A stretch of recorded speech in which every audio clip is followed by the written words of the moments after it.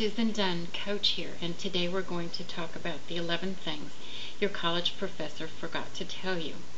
Number 11 is everything.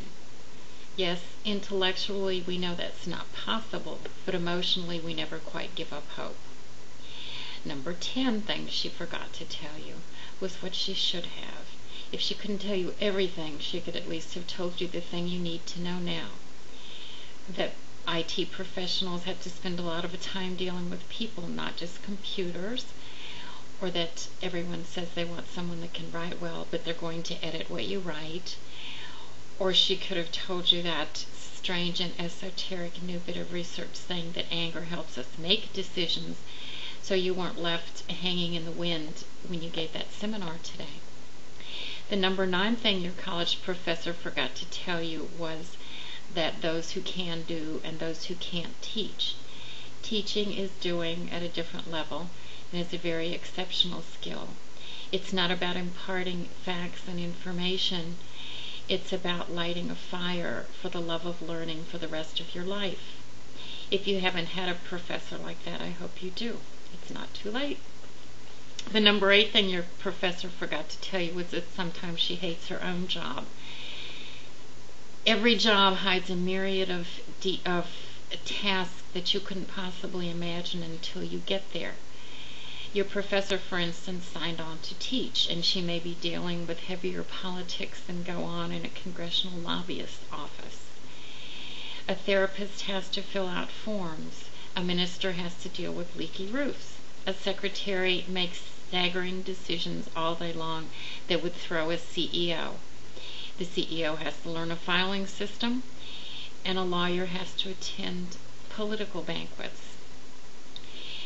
Number 7, he forgot to tell you that EQ must accompany IQ. Whatever you're learning or doing, you will need emotional intelligence in order to fulfill your potential. Emotional intelligence can even matter more than IQ, all things being equal. You can be a genius in your field and have incredible expertise, but if you can't control your temper, explain things clearly, or handle the emotions of the person you're talking with, your potential is going to be limited. He didn't tell you this because it was somewhat inappropriate. Time is limited, and because you kind of have to figure this out on your own. The number 6 thing your professor didn't tell you was the experiences. Common sense would tell you that you can't learn how to parent through a book. Your first child teaches you how to parent. The facts that you learn from books in school are crucial for theory, but hopefully you had a good teacher and learned how to apply what you know to practical situations in real life. If you can apply what you know to practical real life situations, think, use good judgment, communicate clearly, and manage people, you may find that your knowledge, the value of the knowledge of your facts, recedes as you proceed up the career ladder. Number 5, your college professor forgot to tell you the truth. Well, she told you her truth. Or maybe she told you that EQ can matter more than IQ, and you heard EQ matters more than IQ. Maybe she told you you'd find this difficult and you think it's easy, or vice versa. Maybe she said you'd love teaching Spanish when what you really love is translating Spanish in the courtroom. You have to figure out your own truth as you go along. It's your reality. The number 4 thing your college professor forgot to tell you was that you're on your own once you leave the classroom. It all looks so easy there on paper, and in walks your first client. You take a history, you make a preliminary diagnosis, you formulate a treatment plan, and you proceed.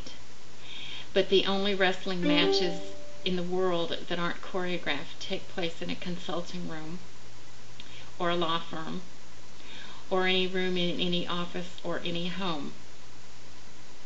The number 3 thing your college professor forgot to tell you was about the egos. Whatever you're doing, you're going to be dealing with the people in your environment. They all have wants and needs just like you do, and they all think they're very special just like you do. So when you're doing your job, you have to contend with respecting them as an individual while dealing with their temper tantrums, arrogance, emotional lability, lack of information, poor communication, feelings of entitlement, and sometimes even the fact that you inadvertently threaten them.